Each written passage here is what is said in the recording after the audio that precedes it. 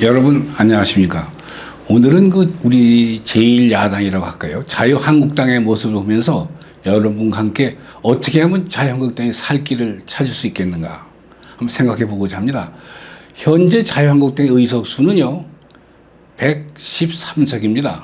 113석이라는 수는 이 제1당이자 집권당인 더불어민주당의 128석에 비해서 불과 15석 차입니다. 뭐 바른미래당이랑 이런 군소정당이 있습니다만은 어쨌든 의석수로 봐가지고는 여론조사에서 국민의 지지가 어스비슷하게 나오든가 약간의 차이, 예를 들어 55대 45였으면 자유한국당 입장에서 좋겠는데 지금 각종 여론조사 여러분 지켜보시지만 조금씩 차이는 있지만 이 더불어민주당이 40%를 넘어서고 있는데 자유한국당, 예전에 한나라당이죠. 자유한국당은 지금 19%, 18% 이렇게 헤매고 있습니다. 더불어민주당의 반이 안 되는 거죠. 의석수와는 전혀 건맞지가 않죠.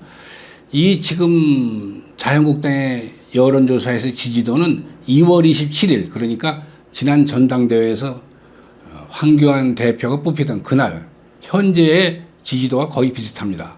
왜 이렇게 자유한국당은 고전하고 있는가? 더구나 선거가 7개월밖에 남지 않았습니까?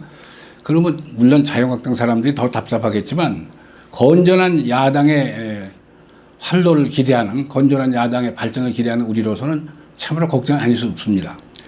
헌법에는 뭐라고 써 있냐면 양당 제도로 써 있습니다. 여당 야당이 이 자전거의 앞뒤 바퀴, 자동차의 왼쪽 오른쪽 바퀴처럼 같이 굴러가야 된다. 그러기 위해서는 어스비슷하게 규모가 같아야 되는데 조금 회고해 보면은요 이승만 대통령이 계시던 때 이런 단어가 있었습니다.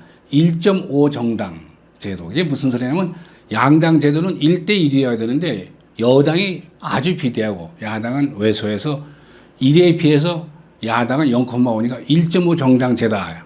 요즘은 그런 표현들을 잘 안 쓰지만 그때 표현을 빌렸으면 오늘의 더불어민주당과 자유한국당 여야의 비교는 1.5 정당도 아니고 1.3이 될지 그보다도 더 위축되어 있는 것 같아요.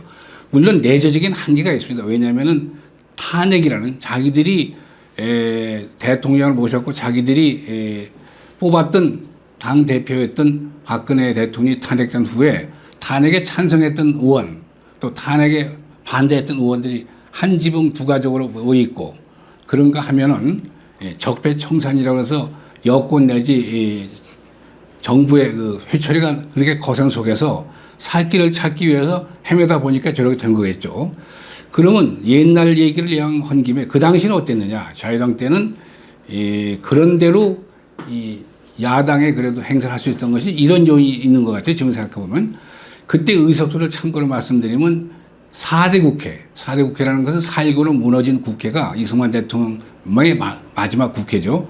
그 얘기 하다 보니까 우리나라는 4대 국회는 4.19로 무너졌고 5대 국회는 5.16으로 무너졌고 10대 국회는 12독을 무너져서 그 세 번의 국회는 다 임기를 못 마쳤습니다. 숫자 노름이 묘한데요. 어쨌든 그 4대 국회 때 집권당 자유당의 의석이 126석이었고 야당인 민주당의 의석이 80석이었으니까 뭐 지금보다는 차가 많았습니다. 많았는데도 지금보다는 1.5 정당이라는 말을 들으면서 활발했던 것 같아요. 왜 그러냐?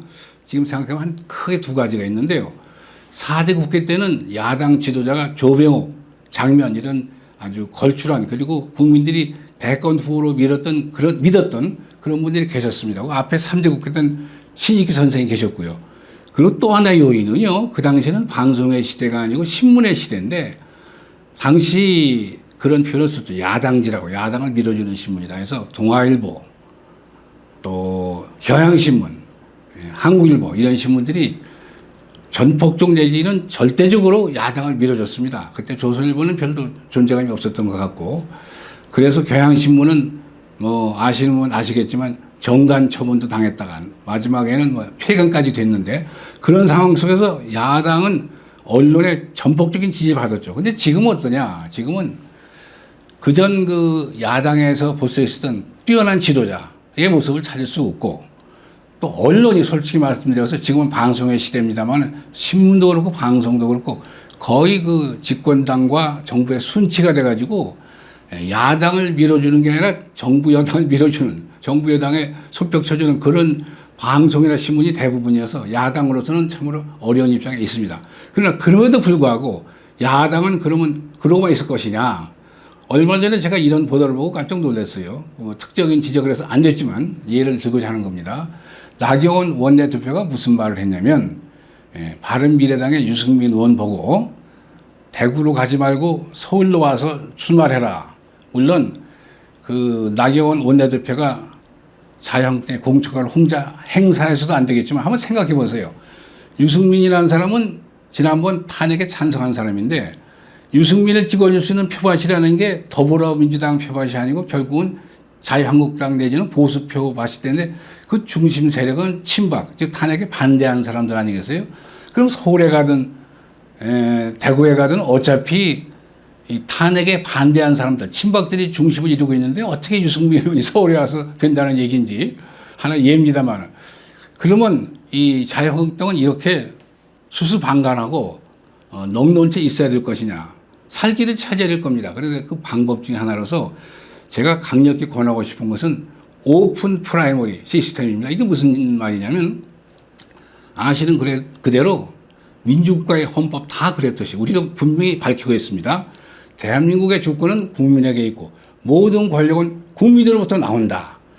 이 헌법 조문이 우리나라 정치 현실에서 살아있지 못합니다. 그게 무슨 소리냐면 가장 중요한 것 하나가 국회는 후보를 뽑고 그 후보 중에서 결국 이제 몇 사람이 경합하다가 당선자가 나오는데 여러분 후보가 어떻게 뽑힙니까? 여당이고 야당이고 공천심사위원회를 만들어서 지역구, 예를 들어 종로구든 중구가 되든 그 지역구 주민들과 동떨어지게 공천심사위원회가 결정하지 않습니까? 물론 요즘 많이 변화가 있어가지고 뭐 주민 여론을 조사한다, 의견을 50% 반영한다 해봐야 그거는 결국 자기들만의 노름이고, 특히 신인이 진출하고자 지금까지 정당 활동을 안 했던 사람이 나가자면 갈 길이 없습니다. 어디 가서 당원표를 모아고 어디 가서 중앙당에 가서 공천심사위원들을 알 수가 있습니까? 그래서 제가 제안하는 거는 지금 미국에서 오랫동안 하원의원, 상원의원, 주지사, 대통령 선거에서 미국 50개 주에 대부분이 하고 있는 오픈 프라이머리 시스템. 이건 뭐냐면 주민들이 공천하는 겁니다. 아시겠지만 새삼스럽게 예를 들면 종로구에서 예를 들어서 자유한국당 후보로 나오고 싶은 사람은 전부 다 나와서 등록하는 겁니다. 그것이 3사람이든 10사람이든 등록하면은 주민들이 같은 날짜에 나가서 그 중에서 가장 많은 표를 받은 사람이 그 종로구의 자유한국당 후보가 되는 겁니다.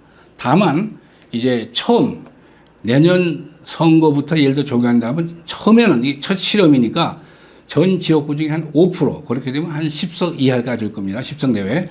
그 정도만은 정책직으로 놔둬서 예를 들어서 어떤 특정 지역에서 주민들이 오픈 프라이머리를 통해서 후보를 뽑았는데 묘하게 그 지역에는 참 국회의원감이 없다고 그럴까, 당선 가능성이 너무 적은 사람만 모여있다, 이럴 경우에는 예외적으로 중앙당에서 공천하는 그런 경우를 처음에 내년에 한해서 두고 이제 그 다음부터는 완전히 주민에게 돌아가야죠. 그래서 주민들이 후보자를 뽑는 건데 이런 오픈 프라이머리에 대해서 이제 반론도 있습니다. 어떤 반론이냐면 두 가지인데, 하나는 그 참여율, 투표율이 아주 낮지 않겠느냐. 그것은 홍보하게 달렸습니다. 처음 실시하는 제도니까 그것은 자유한국당이나 중앙선관위가 노력하기, 또 언론이 홍보하게 달린 거고, 두 번째는 역선택의 문제입니다. 그 역선택에는 뭐냐면은 예를 들어 종로구에서 더불어민주당 쪽에서 볼 때 상대방인 자유한국당의 A라는 후보가 강한 후보니까 저 사람이 공천받으면 안 되겠다 해서 B라는 상대적으로 약한 후보 B 쪽으로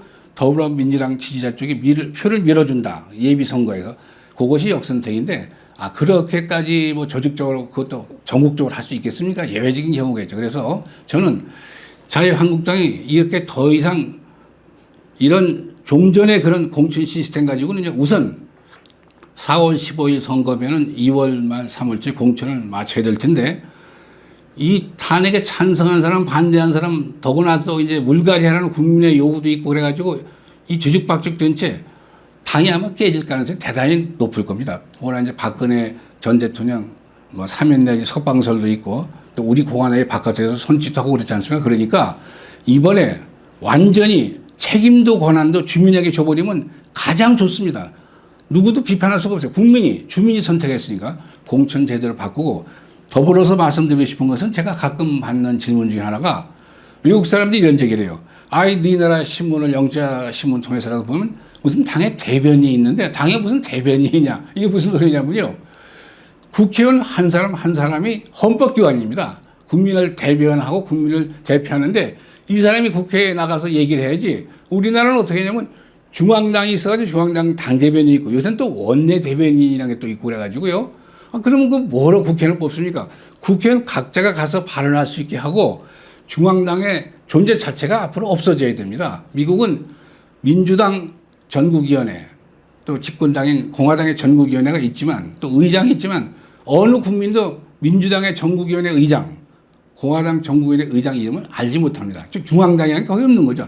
우리나라는 당 사무총장이 있어가지고 뭐 공천 때 실세라고 그래서 가진 권한 행사하고 그러지만 이제 공천을 주민에게 주게 되면은요 중앙당의 존재가 이유가 없습니다. 그래서 이번 선거에 한나라당, 이제 지금 자유한국당이죠. 자유한국당이 국민에게 가까이 다가서고 아주 면모를 일치할 수 있는 제일 좋은 방법은 공천을 국민에게 돌려주는 그래서 신기원이 되는 오픈 프라이머리 시스템을 해보는 게 어떤가 제가 한번 강력히 추천하고 싶습니다. 감사합니다.